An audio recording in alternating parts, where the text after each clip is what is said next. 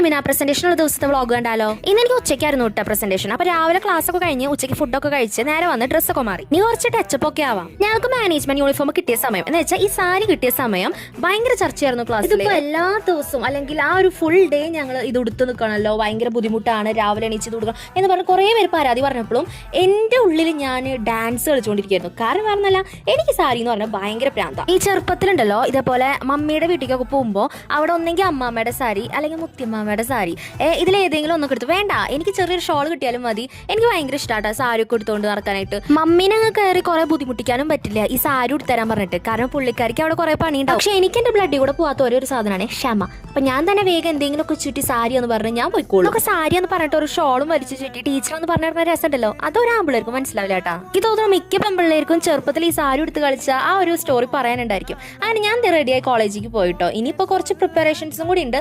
അങ്ങനെ ലാസ്റ്റ് എന്റെ പ്രസന്റേഷന്റെ ടൈമായി. ആ ഒരു ക്യൂരിയോസിറ്റി കാരണമുണ്ടല്ലോ സ്റ്റാർട്ടിങ്ങിൽ എന്തോ പറയണ്ടേന്നുള്ള കാര്യം ഞാൻ മറന്നുപോയിട്ടോ. ണ്ടല്ലോ എന്നോട് ആരാണെന്ന് ചോദിച്ചിട്ടുണ്ടെങ്കിൽ എൻ്റെ മേലെ ആദ്യം വരെ ടീച്ചറായിരുന്നു. കാരണം നമുക്ക് ആ ഒരു പ്രൊഫഷൻ മാത്രമേ അറിയുള്ളൂ. 2, 3, 4 ക്ലാസ് ഒക്കെ ആയപ്പോൾ നമ്മൾ ഹൈ റേഞ്ചിൽ വെച്ച് പിടിക്കുള്ളൂ. ഡോക്ടർ ആവണം, എഞ്ചിനീയർ ആവണം. 5ാം ക്ലാസ് ആയപ്പോൾ എനിക്ക് വീണ്ടും ഒരു റിപ്പോർട്ടർ ആവണം അല്ലെങ്കിൽ ഒരു ജേർണലിസ്റ്റ് ആവണം, അങ്ങനെ ഒരു മൈൻഡ് ആയിരുന്നു.